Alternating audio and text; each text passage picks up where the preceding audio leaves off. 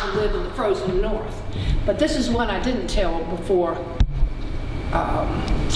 dinner. There is a phase that all of us go through. Some of you have been through it. Some of you maybe didn't go through it, called the granola phase, when you reach a point in your life that you want to go back to nature. You want to make life more simple.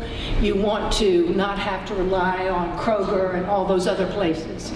And so Bill had been a naval officer and we'd fallen in love with Maine. So we bought a farm in Maine. And after a period of time, Bill retired from farming, from being a naval officer, and we moved to Maine with our children. And I was seriously in my granola phase. I was going to raise all my food there. We were going to make money off the farm. And maybe today I could have done it, but then I really didn't know what I was doing. So one of the first opportunities I had was to first of all, both of our younger children obtained horses as soon as we moved to the farm.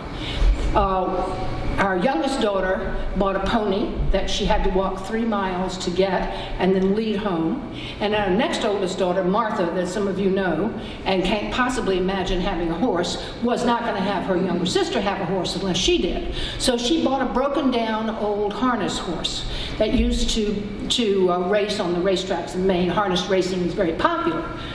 So both of these horses arrived at the farm, and the first winter we were there, it snowed like crazy, and I went to a local farm store to buy eggs because our chickens weren't laying yet, and little did I know they don't lay in the winter anyhow, but that was part of being in a granola phase.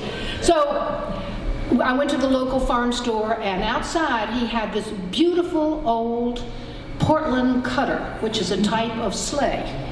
And I thought, oh my God, we have this broken down old harness horse, and if we had this sleigh, we could just go right back to the beginning of the 1900s and be really in our granola phase. I was really excited.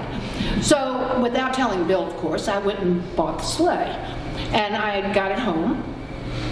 And then, of course, I had no way to hitch this old broken down horse to the sleigh, so I had to go buy a harness, and we did that. And it was a beautiful black patent leather harness, and I had this old set of sleigh bells that I had inherited from my parents, and all that was wonderful, but I didn't know how to put a harness on a horse. I had no idea. I mean, just all these pieces of leather. I had absolutely no idea how I was going to do that. So I got a book, because that's what granola people do if they've never been in the country, but they want to be in their granola phase. So I got a book on how to harness a horse. Literally, I did that. And eventually, with the horse's help, we got the harness on the horse. So ultimately, we had some great snowstorms that year, and we hitched up the horse, a beautiful, what we call a gray horse, but he was very white. To the rest of us, he would be called a white horse. We hitched him up with this beautiful black patent leather harness to this beautiful black Portland cutter sleigh, and the 4 of us got in the sleigh, Martha and Caroline and Bill and I, and off we went. And it was the Curry and Ives picture postcard. It was just perfect.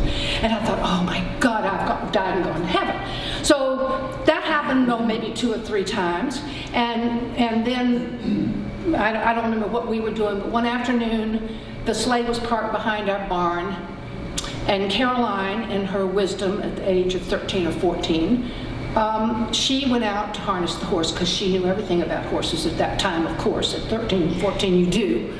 And so she hitched up the horse to the sleigh, and it was in a field where she could just take off right from there. And so get up. And he just sort of stood there for a minute. She said, get up, Nicky. And she snapped the whip a little bit, and off he went. And there sat Caroline, because what Caroline didn't know, nor any of the rest of us, is that the runners on a sleigh are made of metal.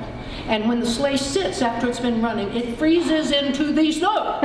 And this beautiful old antique Portland cutter sleigh, made of wood, simply fell apart.